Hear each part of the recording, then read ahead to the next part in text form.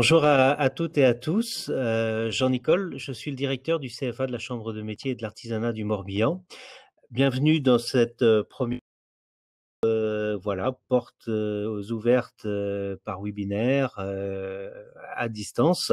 On s'adapte par rapport aux outils nécessaires sur le moment. Donc voilà, ça, on va essayer de vous présenter ce qu'est l'apprentissage, le CFA et son fonctionnement. Et puis, Madame Gourtet, la responsable de l'unité pédagogique des métiers de la production alimentaire, vous présentera plus spécifiquement les formations que l'on a au sein de notre pôle alimentaire et culinaire.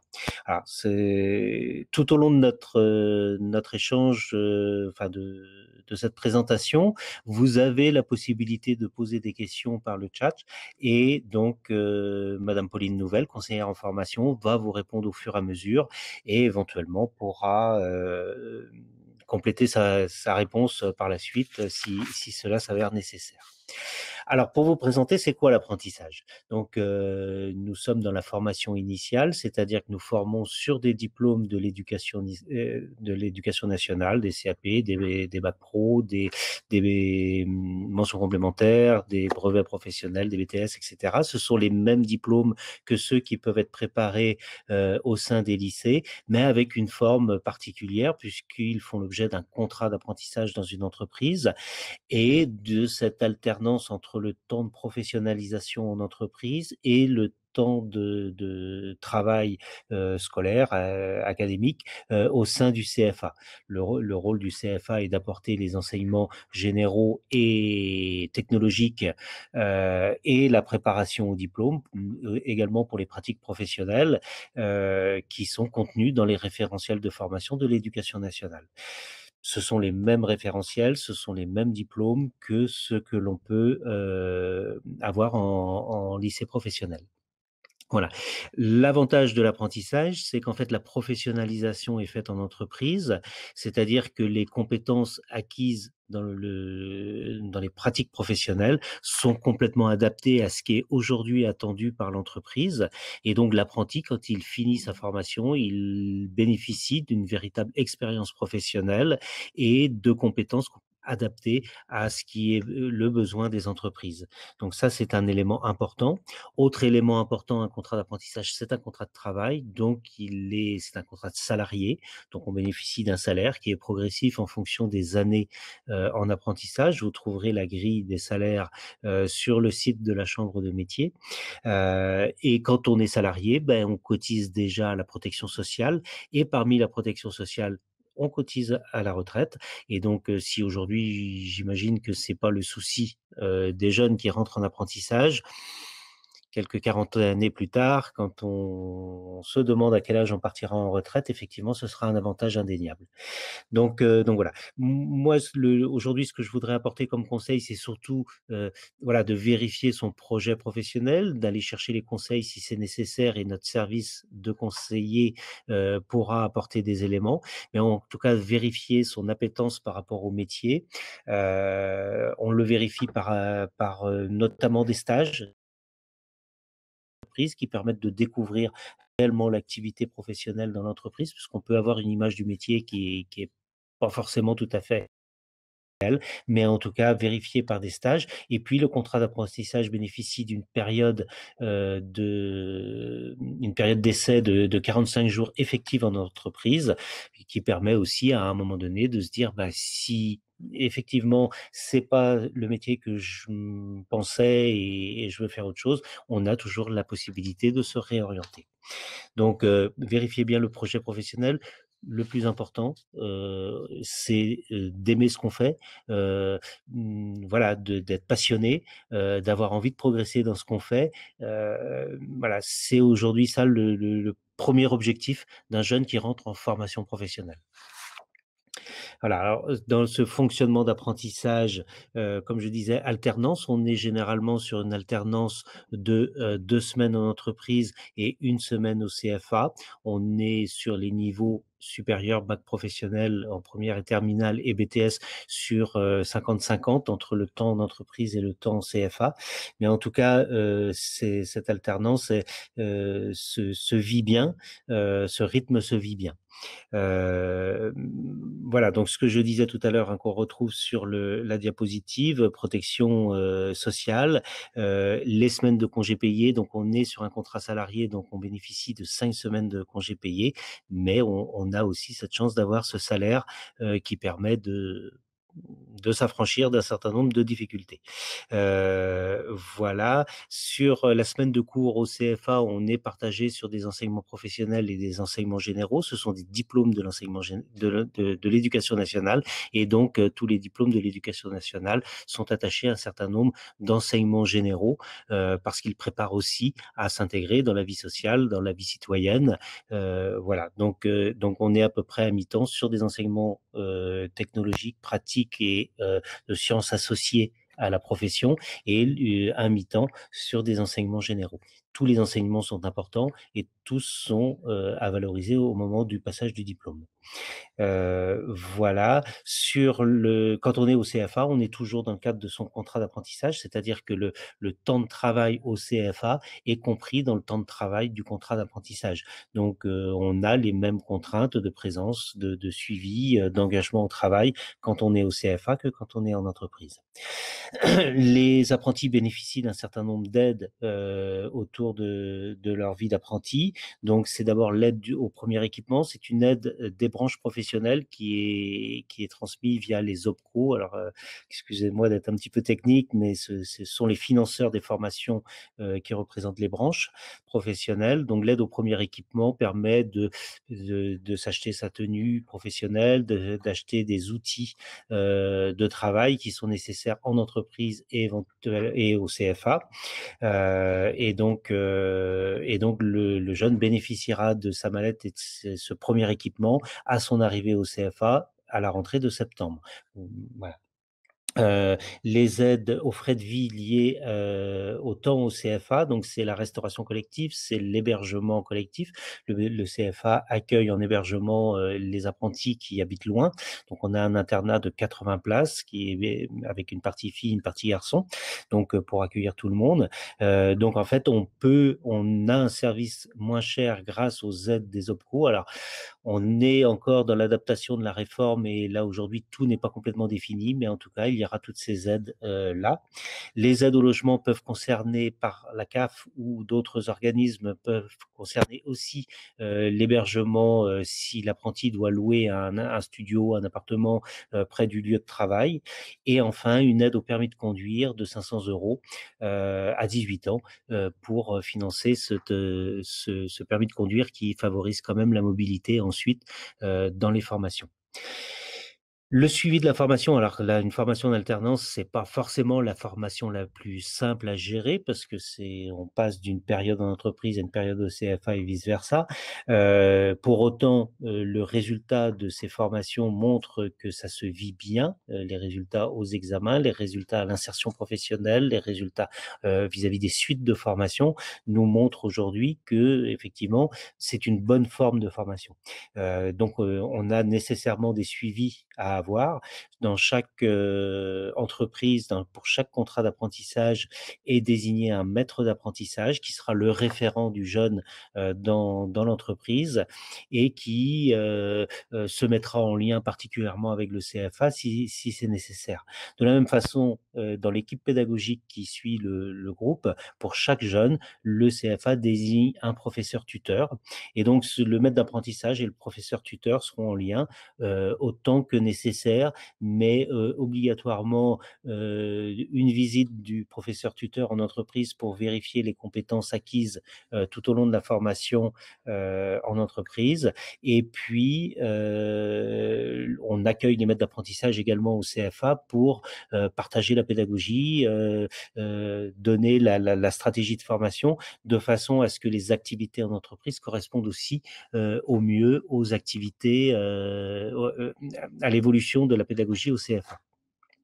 Pour ce faire aussi, un livret d'apprentissage permet d'être formel, c'est-à-dire que c'est un document à l'apprenti qu'il doit porter à la fois au CFA et en entreprise pour communiquer sur ce qui est fait au CFA quand il va en entreprise, de façon à ce que le maître d'apprentissage puisse lui confier éventuellement des tâches en rapport à ce qui a été vu au CFA précédemment, quand c'est possible, ce qui permet de donner du sens à ce qui a été vu au CFA dans son application en entreprise et inversement, les expériences, l'expérimentation, les découvertes qui ont été faites en entreprise peuvent être inscrites dans le livret d'apprentissage de façon à ce que le jeune, quand il revient au CFA, ben, puisse communiquer avec les formateurs de cette expérience. Les formateurs s'appuient sur l'expérience des jeunes pour animer leurs cours, débattre, etc., de façon à ce que les choses soient bien partagées et donnent du sens à l'enseignement au CFA.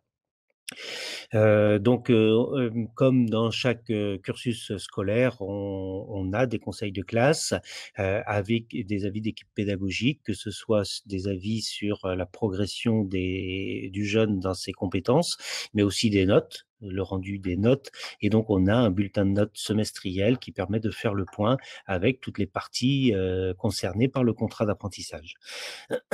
Voilà. On a, au CFA de la Chambre de métiers et de l'artisanat du Morbihan, une particularité, c'est de proposer beaucoup de parcours individualisés. Chaque jeune qui entre en apprentissage bénéficie d'un positionnement. Ça permet de vérifier s'il y a eu des acquis précédents, qui permettent des dispenses de certains enseignements, eh ben, d'orienter sur le professionnel de manière plus importante, éventuellement de réduire la durée de formation et voilà, de forcer un petit peu sur le professionnel parce qu'il y a des dispenses d'enseignement général. Il y a aussi quelquefois des détections de difficultés sur certains enseignements généraux, sur certains fondamentaux, qui pourraient mettre en difficulté les acquisitions professionnelles. Et donc, dans ce cas-là, on a une aide pédagogique individualisée sur des thèmes particuliers qui sont mis. Pour vous dire, on est à peu près à la moitié des apprentis qui bénéficient d'un parcours particulier de formation, soit en groupe, en individuel, mais en tout cas, tout ça se fait avec la concertation, avec l'apprenti à partir du positionnement. Alors, les niveaux de formation que l'on peut avoir au CFA, comme je vous le disais en introduction, voilà, on a les diplômes de l'éducation nationale de manière générale, donc on rentre en apprentissage en général par le CAP ou la seconde bac pro. Ensuite, après un CAP, on peut continuer en seconde bac pro ou en brevet professionnel, donc aller sur ce niveau bac. Et puis après le bac pro, on peut aller sur du BTS, qui jalonne ces parcours, un certain nombre de mentions complémentaires qui sont accessibles à partir du CAP, à partir du bac pro, à partir du BTS. On peut toujours faire une mention complémentaire et qui permet d'aller chercher des compétences plus précises dans un domaine parce que bah, on se spécialise et on veut ouvrir son champ de compétences. Les niveaux supérieurs, bac pro, BTS, permettront de développer des compétences plus d'encadrement de l'activité, de management, de gestion de production, etc., pour les jeunes qui auront envie de prendre d'autres responsabilités par la suite. Donc voilà, donc en tout cas, là aussi, plus de la moitié des apprentis qui ont fait un premier cursus dans notre CFA vont compléter par des cursus complémentaires, mentions complémentaires, niveau supérieur et cetera, de façon à ouvrir, leur éventail de compétences le plus grand possible pour s'intégrer mieux dans l'emploi et comme je le dis souvent à l'accueil des apprentis, à la rentrée, voilà, investissez maintenant, prenez toutes les compétences qui sont possibles de façon à vous adapter dans différents postes et continuer à vous adapter à l'évolution du travail, tout au long de votre carrière et quand on est bien formé, eh ben, on peut faire des choix tout au long de sa vie professionnelle. On vit sa vie professionnelle, on l'oriente, etc. On continue à se former parce qu'on a une base préalable. Et donc, voilà, on vit beaucoup mieux sa vie professionnelle que quand on subit les choses par manque de formation. Donc voilà, soyez ambitieux en tout cas. C'est maintenant qu'il faut faire ces choix-là. En complément de la partie enseignement, l'accompagnement au CFA, là, c'est une partie importante aussi. Je dis pas que le contrat d'apprentissage, c'est la forme la plus facile, puisque l'alternance, c'est quand même des changements de rythme entre le travail en entreprise et le travail au CFA. Pour autant, l'expérience et l'accompagnement qu'on a montrent que les résultats sont bons, à la fois dans l'intégration professionnelle, dans l'obtention des diplômes et dans les suites de formation. Donc, on a des très bons indicateurs sans problème, mais on a aussi un service d'accompagnement qui est important. Donc, je parlais tout à l'heure du binôme formateur-tuteur et maître d'apprentissage en entreprise, mais c'est aussi appuyé par des conseillers d'éducation pour la vie au CFA, le fonctionnement, la discipline au CFA. Les médiateurs, nous avons un médiateur de l'apprentissage qui permet de conseiller l'apprenti sur ses difficultés en entreprise, sur la posture qu'il doit prendre en entreprise. Le médiateur peut aussi être saisi par le maître d'apprentissage s'il y a des choses qui sont incomprises par rapport à son apprenti. Et quand il faut faire une réunion tripartite de façon à bien se comprendre et à éviter des tensions qui pourraient amener à des difficultés du contrat d'apprentissage, les choses sont faites, mais en concertation avec toutes les parties. Voilà. Et enfin, une infirmière qui est là aussi pour accompagner sur les problèmes plus personnels des jeunes, plus liés à leur âge et à leur évolution dans le monde adulte, donc et qui travaille sous le secret médical, en tout cas, pour les jeunes qui veulent se confier à l'infirmière. Donc voilà l'accompagnement qui peut être fait pour favoriser le bon déroulement du contrat d'apprentissage. Rapidement, les formations, la présentation du CFA. Vous verrez en fin de propos une petite vidéo. Alors, on a un problème sur cette vidéo, c'est qu'on n'arrive pas à télécharger le son, donc vous la verrez sans son. Pour autant, vous pourrez la revoir sur le site de la Chambre de métier et là, animée avec les paroles et la présentation. Mais en tout cas, là, pour vous donner quelques détails, nous accueillons 1500 apprentis sur notre site, sur 5 filières de métiers. La plus grosse filière est la filière pour laquelle vous êtes cet après-midi connecté, la filière des métiers de la production alimentaire. Ce sont les métiers des boulangers, des pâtissiers, des bouchers, des charcutiers. Nous formons du CAPE au brevet professionnel et avec un certain nombre de mentions complémentaires qui sont là aussi pour compléter des compétences. Les métiers de la restauration et de l'hôtellerie, donc on est à peu près à 350 apprentis, du CAP au BTS, en passant par le brevet professionnel et là également un certain nombre de mentions complémentaires pour répondre à l'attente de chacun. Voilà, donc les métiers de l'automobile, mécanique et carrosserie, du CAP au bac professionnel ou au BTS. Voilà, on est à peu près à 200 apprentis. Les métiers du service avec deux filières professionnelles, le commerce et la vente, du CAP au BTS, bac pro, mention complémentaire. On est à peu près à 180 apprentis. Et les métiers de la coiffure, CAP, mention complémentaire et brevet professionnel, où on est à peu près 180 apprentis également.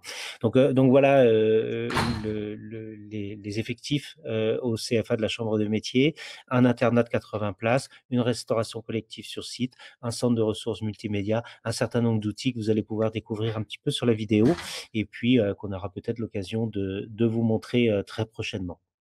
Donc, je vais laisser la place à Madame Gourtet, qui est responsable de l'unité pédagogique de la production alimentaire, qui va vous donner plus de détails sur ces métiers. Puis, je reviendrai vers vous à la fin de son propos pour vous saluer et puis pour conclure cette présentation. Voilà, Madame Gourtet.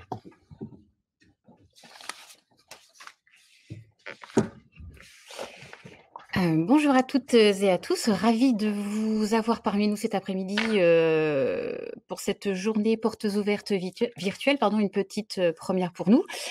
Alors, qu'est-ce qu'on entend dans la production alimentaire au niveau du CFA? Donc, la filière alimentaire comprend tout ce qui est la partie boulangerie, pâtisserie et chocolaterie, ainsi que tout ce qui est partie boucherie, charcuterie, traiteur. Tous ces deux secteurs vont du niveau CAP jusqu'au BP sur différents niveaux d'études. La filière alimentaire donc comprend environ 550 apprentis, donc une filière vraiment très demandée et sollicitée. Alors, au cours de ce cursus, nous sollicitons, énormément, nos jeunes, apprentis à participer sur, différents, concours pour vraiment valoriser leurs compétences, ainsi montrer, leur savoir-faire. Donc au niveau des concours, on les inscrit, on les fait participer aux meilleurs apprentis, de France, et aux olympiades des métiers, et également à participer à des démonstrations, pour, toujours montrer, leurs compétences, lors du salon du chocolat à Vannes, auquel nous participons tous les ans et qui sont, je dirais, accompagnés avec nos professeurs également pour vous donner toutes les explications, et également au salon Saga qui, fait partie au niveau de la salon de gastronomie, où là tous nos bouchers et charcutiers peuvent également, participer. Donc c'est vraiment pour valoriser, leur mettre en confiance, et leur dire qu'ils sont capables aussi de pouvoir le faire. Nous leur proposons aussi, tout au niveau de ce parcours, différentes sorties pédagogiques et projets pédagogiques pour vraiment montrer aussi ce qu'ils apprennent en cours pour le mettre en application et voir, le monde, voilà, de différentes entreprises et industries. Donc ils peuvent aller au salon de l'agriculture, au salon, Intersuc.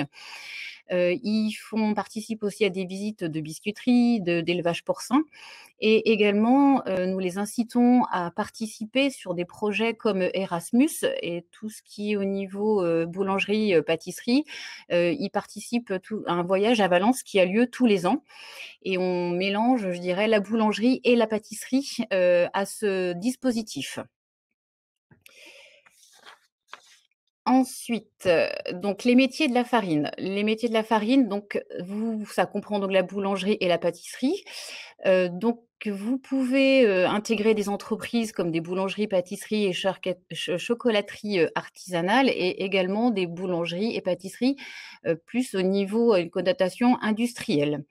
Vous aurez différentes missions qui vous seront demandées, à laquelle vous devrez être capable, à la fin de votre cursus, de pouvoir réaliser certaines pièces, comme des pains courants ou tout ce qui est en pâtisserie, des entremets, des gâteaux, voilà, tout ce que vous aurez pu avoir au bout de ce cursus, et avec différents débouchés comme, responsables d'équipe, des boulangers, et pour certains, des anciens de nos élèves, arrivent aussi, devenir professeurs chez nous. Voilà, c'est un super beau parcours après un niveau, une expérience vraiment diversifiée.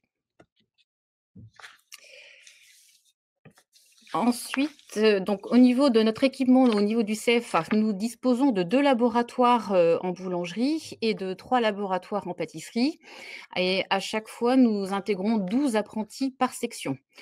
Donc les places sont assez limitées. Au niveau de la boulangerie, nous commençons au niveau du CAP, boulanger, donc qui se fait en 2 ans ou 1 an, et également, ou avec un profil spécifique. Nous proposons également des mentions complémentaires de boulangerie spécialisée et de la pâtisserie, boulangère, donc sur un cursus en 1 an, et également le niveau, BP boulanger qui se fait en 2 ans avec différentes conditions pour y accéder. Donc en règle générale, toutes, les alternances se font sur 12 à 13 semaines par an.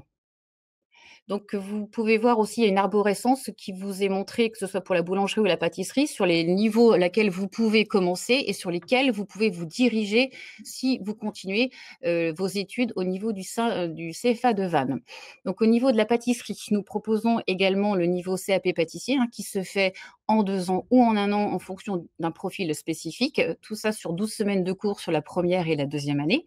Vous pouvez également prétendre à la MC, donc la mention complémentaire pâtisserie, glacerie, chocolaterie, qui se fait en 1 an après un CAP, pâtissier, et qui est proposée sur 12 semaines, sur l'année de cours.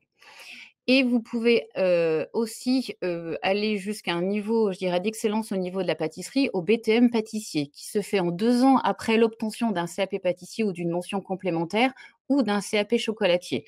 Donc sur les niveaux, plus haut niveau, au niveau de la pâtisserie, il y a vraiment des cursus bien, spécifiques à respecter. Mais voilà, on est là aussi pour vous aider, et si vous avez des questions ou des interrogations, si vous êtes éligible ou pas, pour savoir si vous pouvez le faire. Et donc le dernier, domaine que nous proposons, donc c'est le CAP chocolatier, qui se fait en 1 an après un CAP pâtissier, qui et qui se fait également en 12 semaines de cours sur l'année.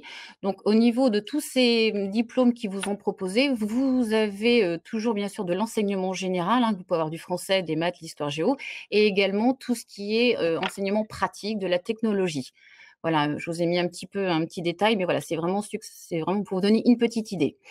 Donc, également, sur le dernier secteur que nous proposons dans la filière alimentaire, c'est tout ce qui est au niveau de la viande. Donc, la viande, ça comprend la boucherie, charcuterie et les traiteurs. Donc, les entreprises dans lesquelles vous pouvez démarcher ou trouver un maître d'apprentissage, c'est tout ce qui est dans la boucherie artisanale, les traiteurs, les grandes et moyennes surfaces. Donc, vous avez différentes missions qui vous seront confiées également à la fin de ce cursus. Donc, que ce soit en boucherie, voilà, la préparation de produits, la transformation de viande. En charcuterie traiteur, c'est la préparation de produits de charcuterie. Et les 10 bouchées, à la fin de ce cursus, vous pouvez être autant ouvrier, responsable d'équipe, voilà, sur différents postes qui pourront être amenés à vous. Donc, au niveau des laboratoires, donc l'équipement, nous proposons un laboratoire en boucherie, un laboratoire également en charcuterie traiteur. Donc, c'est vraiment bien séparé et différents laboratoires qui sont en commun pour pouvoir travailler différents produits. Donc, au niveau de la boucherie, nous proposons le CAP boucher, donc qui se fait toujours en 2 ans ou en 1 an en fonction d'un profil spécifique. Et nous proposons également le BP boucher qui se fait en 2 ans au niveau du CFA. Les formations proposées en charcuterie traiteur. Donc, nous commençons par un CAP charcutier, donc en 1 an ou 2 ans, toujours selon le profil. Une mention complémentaire traiteur qui se déroule sur une année. Et vous pouvez aussi aller sur un BP charcutier qui se fait en 2 ans. Donc, si vous avez des questions, n'hésitez surtout pas à nous les poser en direct. Voilà, aussi vous pourrez, si vous n'avez pas là des questions qui vous viennent spontanément, je reste à votre disposition, voilà, sur les semaines à venir ou sur les mois à venir pour répondre à toutes vos questions et qu'on puisse se rencontrer. Et si vous avez vraiment envie de venir nous voir, je vous invite fortement à nous rencontrer si vous pouvez samedi à la journée portes ouvertes, mais toujours sur inscription. Donc, je compte sur vous à la rentrée et espère vous voir rapidement. Merci.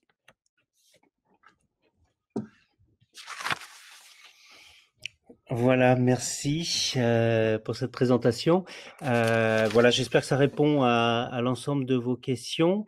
Maintenant, on va vous proposer une petite visite virtuelle. Alors, encore une fois, on est vraiment désolé parce que le son n'a pas fonctionné sur ce webinaire. Là, vous pourrez redécouvrir cette vidéo sur notre site internet.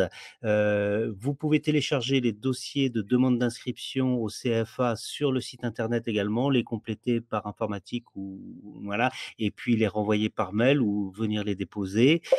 Suivez-nous également sur Facebook et Instagram parce que voilà, vous aurez des informations du fonctionnement du CFA vues par les apprentis, puisque c'est eux qui sourcent aussi un certain nombre d'éléments sur leurs activités. Donc voilà, n'hésitez pas à nous suivre. Et puis, bon, je pense que vous aurez les informations complémentaires sur le site et les contacts en tout cas pour pouvoir avoir l'ensemble des informations. On pourra compléter. Alors, je ne sais plus si je l'ai dit tout à l'heure, une chose qui est importante cette année, c'est qu'en fait, dans les dispositions qu'a pris le gouvernement pour faciliter l'apprentissage suite à la crise sanitaire que l'on vient de vivre, il est possible de rentrer en apprentissage avant d'avoir trouvé une entreprise, donc confirmez vos inscriptions. Et puis, à partir du moment où vous commencerez votre scolarité au CFA en septembre prochain, ben, on va vous accompagner pour trouver une entreprise, pour vous mettre en relation, pour vous préparer à un entretien d'embauche dans le cadre du contrat d'apprentissage. Et puis de façon à ce que effectivement pour les semaines qui suivent votre entrée en apprentissage, bah, vous puissiez confirmer un contrat dans une entreprise, puisque ça reste quand même une formation par alternance. Mais on peut rester 6 mois en tout cas avant de trouver une entreprise au CFA. Le but n'étant pas de rester 6 mois puisqu'on perdrait quand même du temps de professionnalisation et d'intégration dans l'entreprise. Voilà, bon, tout à fait ravi d'avoir pu vous présenter les éléments de de notre CFA cet après-midi et puis au plaisir de vous voir en rendez-vous individuel si vous le souhaitez ou éventuellement samedi sur inscription via le site de la Chambre de métiers. Très bon après-midi, merci beaucoup de votre participation et je vous laisse découvrir la petite vidéo.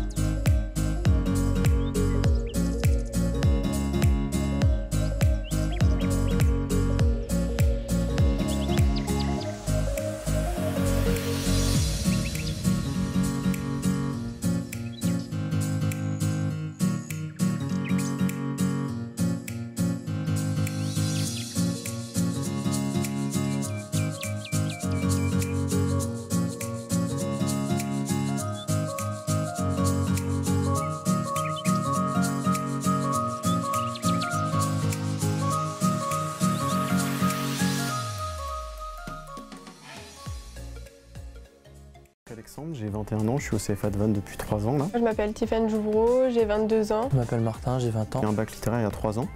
Après j'ai enchaîné sur un CAP pâtissier et une mention complémentaire vente alimentaire. Je suis actuellement en BP boucherie.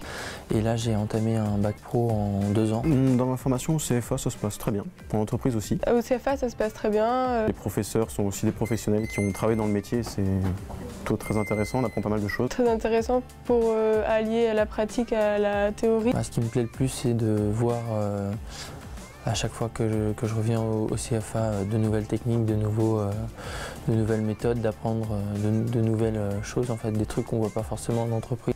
Une opportunité à saisir quand on a une entreprise adéquate. Et ça permet aussi d'intégrer progressivement le monde du travail. Pour se former au monde professionnel et avoir une bonne idée de ce que c'est la vie active.